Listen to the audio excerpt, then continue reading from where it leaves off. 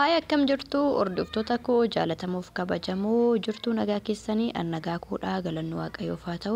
Har'as egaa deebi'ee dhufeetan jira. Warroonni chaanaala koo haaraa taatan chaanaali koo subscribe gochuun maatii kiyyatti dabalama. Viidiyoon kee yoo isinitti tole immoo like godhaa akkasuma hiriyoota keessanii share gochuun dagatinaa isiniin jedha. Egaa hordoftoonni koo hundi keessan viidiyoo koo yeroo ilaaltan like gochaan jirtanii please like naa godhaa. Like isin gootan immoo ana na fayyada. Viidiyoon koo akka nama bira qaqqabu taasisa jechuudha. Egaan har'ammoo dingata keessummaan natti dhufaa jira. Baay'ee ariifachaan jira. Viidiyoo kanallee otoo itti yaadin dingatuma waraabaa jira jechuudha. Egaa akkuma argitanii asitti sa'aanii akkasuma kidaanii bishaan burcuqqoo biddeena dhiyeessan jira jechuudha. Egaa viidiyoo kana waraabiifillee waan tokko isin haasofsiisuufini akkuma argitanii biddeena kiyyaa mummuradhee akkasitti kaayeen jira jechuudha. Yeroo baay'ee jechuudha ana keessummaani ergan biyya Arabaatii galee keessummaan dingata natti dhufa yeroo sana immoo baay'een ariifadha jechuudha.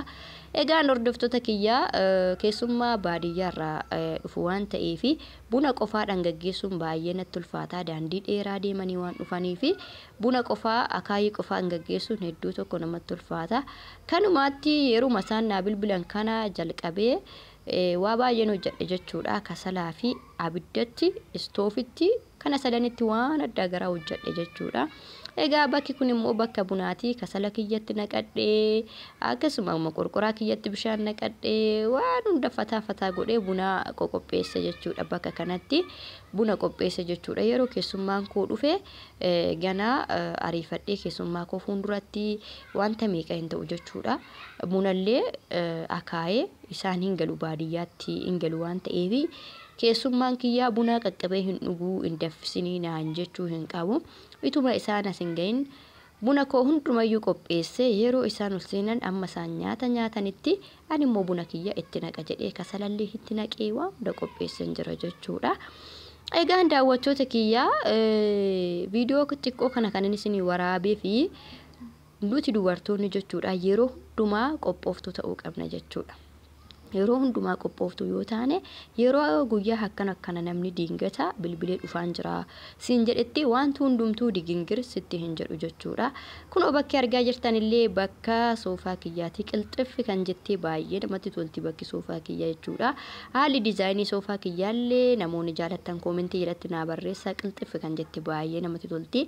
Bakki teebilii kiyyaas baay'ee namatti tolti jechuudha. Egaa hordoftoota kiyyaa yeroo hundumaa qophooftuu ta'uu qabna. Mana keenya keessatti manni keenya qulqullaa'aa ta'uu qaba. Akkasuma soofaan keenya tiraatiin isaa maalti isaa siraatan astakakkalamuu qaba yeruma lafaa jechuudha. Suma keessummaan hin jiraanne.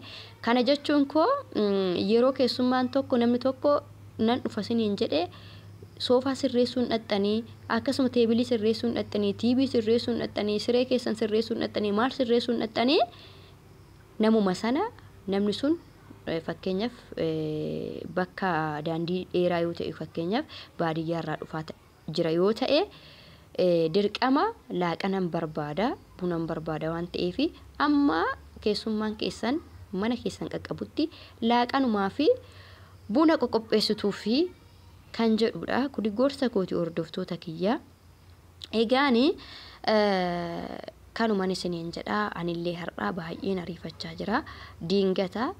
Dingataa ta'uu malee kun akkuma argitanii waxii gosa lama hojjedheen jira. Kilaasiin kiyya dukkana waan ta'eef baay'ee isaa isinitti mul'anne isiniin jedha. Kun abbaan manaa kiyyallee kompiitara chaarjarii irra godhee achitti taa'ee tuttuqaa jira. Hordoftoota kiyyaa kanas asumaan naaf qabadha. Chaarjarii yeroo lafaa irraan keewwatu kun achi taa'ee yeroo chaarjariin dhume kompiitara tuttuqaa jira jechuudha. Egaa manni kiyya keessi kun kana fakkaata. Mee namoonni mana kiyya keessa jaalattanii haala teessuma soofaa akkasuma teebilii tiibii waan hunda namoonni jaalattan yaada naa kennaa isiniin jedha. Akkasuma teebilii kana namoonni ajajachuu barbaadan ijoollee walisoo na dubbisaa ajajadhaa isiniin jedha.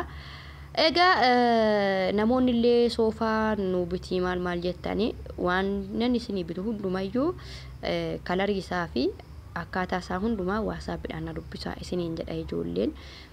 Warroonni soofaa sapiraayisii nama gochuun barbaadamna min jettanii karaa keessaa na dubbisaa bilbila kiyya fudhadhaa. Bilbilli kiyya yuutuubii kiyya jala jira jechuudha viidiyoo jala. Egaa akkasisiniin jedha kunoo akkasitti mala sirreessee nyaata amma umna koo qopheessee bunas qopheessee keessummaa kiyya simachuutti jira jechuudha. Mana kiyya keessa baay'ee isin agarsiifnee bakka kilillee kutaa irribaati qumsaaxinii kiyyaa fi algaa kiyya kunidha. Egaa qilxiffi kan jetteedha meeshaan kiyyaa oo jaalattan yaada naa barreessaa.